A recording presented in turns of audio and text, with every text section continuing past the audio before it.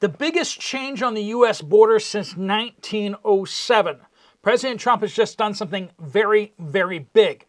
This opens up a few cans of worms that we need to talk about, some of which people are wondering about. Others could very well be on the table. The United States military will be taking over the southern border, or at least about 33% of the U.S. southern border. This is big news and will usher in big changes. We're going to answer some questions like, will the U.S. military be able to shoot to kill on the border? What exactly is the plan here? What's the most natural first steps of what's happening here? And how far could things go? We got a lot of information and we got a lot to talk about, so let's get into it. Welcome to the Poplar Report. I'm Steve Poplar. I'm an accountant by trade. And these are the things the mainstream media just won't talk about. In fact, I had to do quite a bit of digging here in order to kind of get some answers to some of these questions. Reading federal code and laws is not fun. But as an accountant by trade, I do what is necessary to find these answers. All right. So, President Trump ordered that the Roosevelt Reservation be transferred to the Department of Defense and turned into a military base. So this is interesting. What is the Roosevelt Reservation? So basically, 60 feet deep into the United States, by about 632 miles long, from the corner of Texas all the way to the ocean in San Diego. Basically, in 1907, Roosevelt declared the 60-foot section to be a federal reservation. Now, this reservation is now a U.S. military base.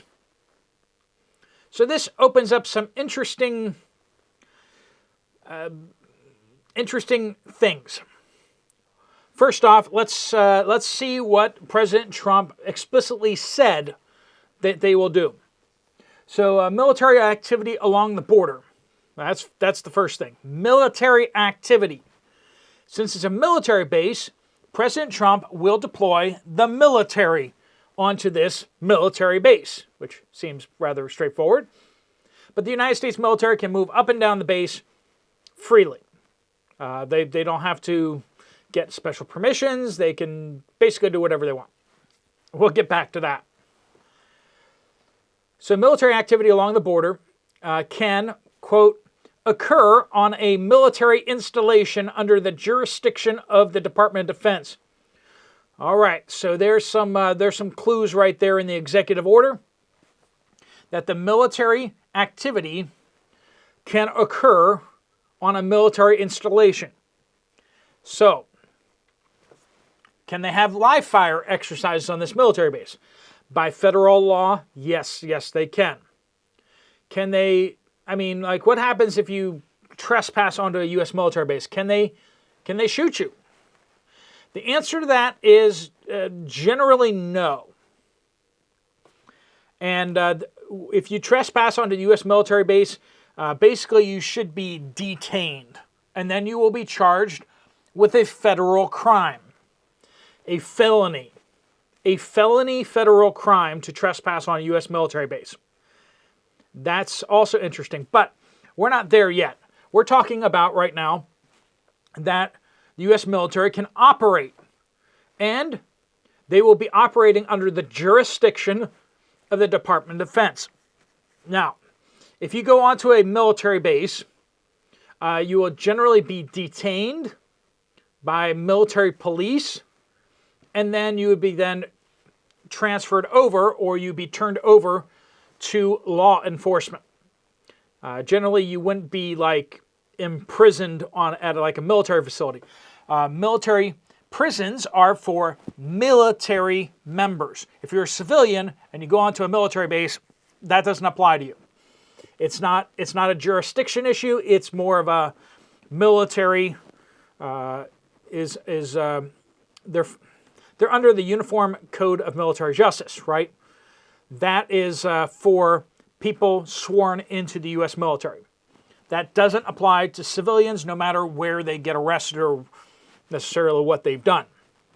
So, this is going to allow Department of Defense to operate, and the clues here are interesting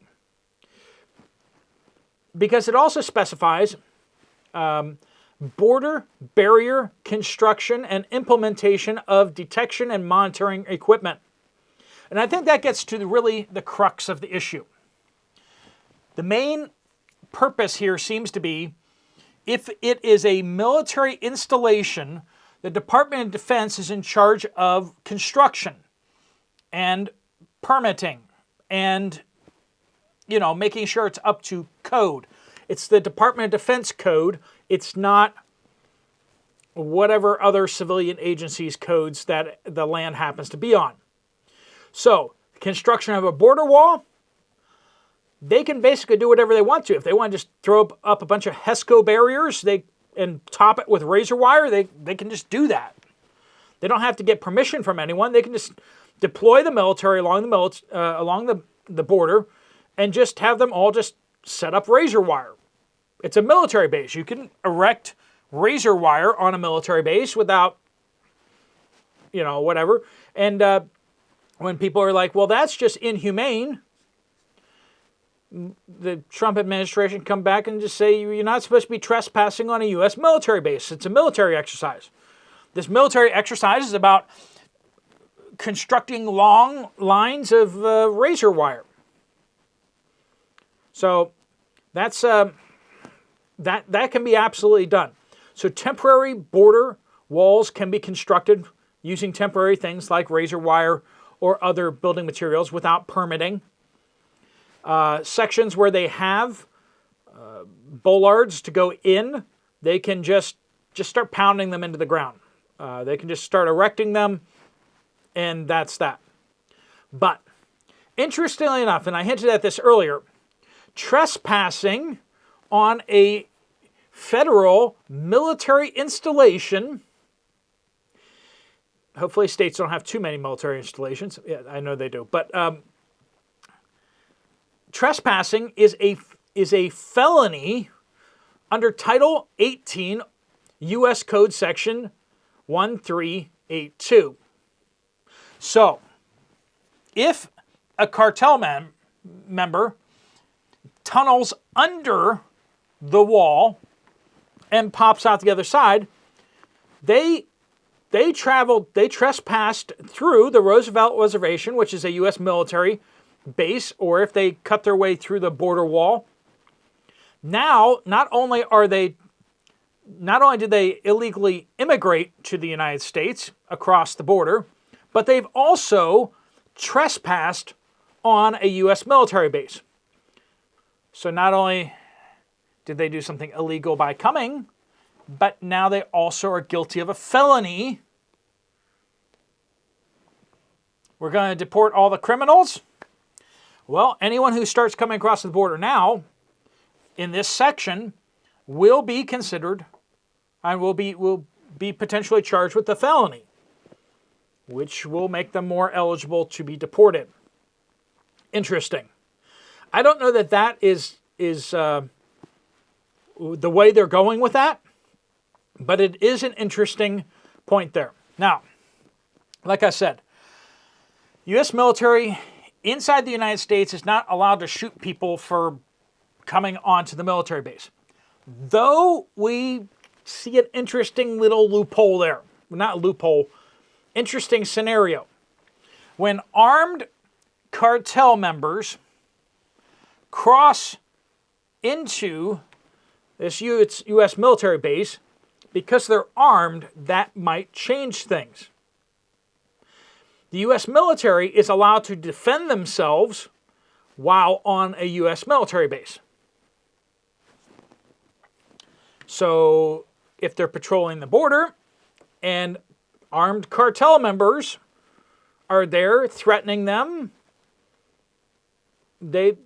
I think that they probably be within their legal rights to return fire and possibly, and this is where it starts getting murky, open fire on armed members. Now, they probably have to confirm that they actually have weapons. But if they confirm that the cartel smuggling whatever across the border, people or Chinese poison, then we're talking about they may be able to open fire. Now, I don't know if they'd be able to use air assets because it's a rather narrow military base, 60 feet wide. But this opens up a lot of questions. Right now, we're going to see border barriers built very quickly, potentially, and temporary border barriers put up, or reinforcements to border barriers.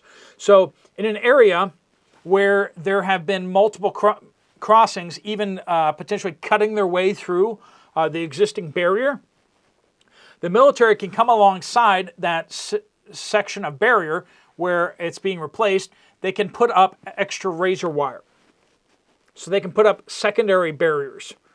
Now, we've had multiple surveillance aircraft flying back and forth across the southern United States, monitoring the border, signals intelligence, collecting up cell phone data, and anyone who's come across the border with a cell phone, I'm sure that has been logged, and they are tracking where that cell phone is at any given time.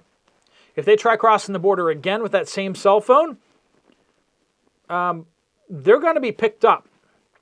So we're going to see a dramatic decrease. It's going to be very difficult for these cartels to continue crossing the southern border.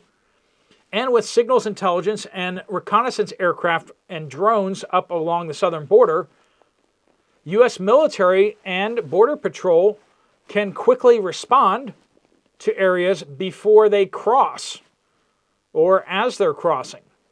So, imagine they cross over, they get across the border, they cross the 60 feet long, 60 feet wide Roosevelt Reservation, and then they cross over onto federal land. They can now be detained under suspicion of committing a felony, trespass of a military base, and illegally crossing into the United States. That's 2 strikes, and they can then be criminally deported. That is a situation where we're going to be seeing right now.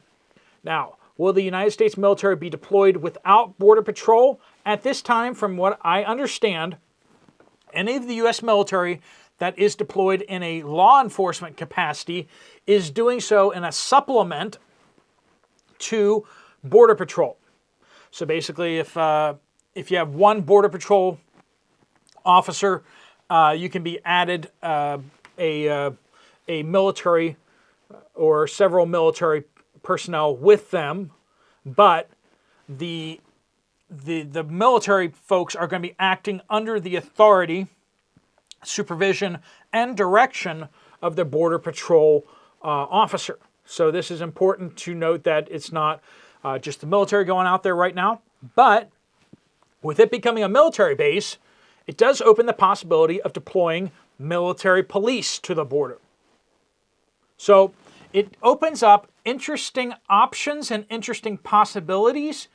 Since most of this is federal land along the Roosevelt Reservation, we may see, and it's possible for President Trump to widen the Roosevelt Reservation. That's a whole other thing. Now, it wouldn't be able to extend across the entire border because there are some places where private land butts up against the Roosevelt Reservation. However, at this point, the Roosevelt Reservation can be used entirely by the U.S. military. Now, like I said, this is about 33% of the southern border. The other 66-ish% of the border is the Rio Grande.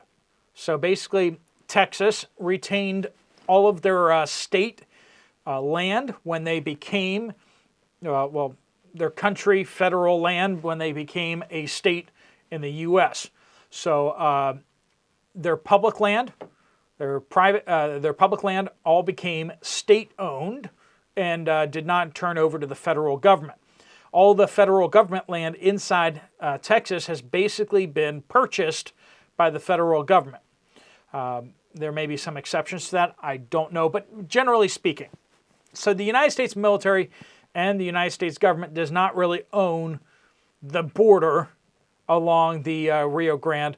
And so that's going to be a whole different thing, helping Texas enforce their border and to reinforce border protection, border walls and such along the Rio Grande, which is a more tricky endeavor. Trying to put up border installations along a river which moves is more problematic than just a line in the desert, right? A line in the desert should theoretically be a whole lot easier to protect and to prevent people from crossing.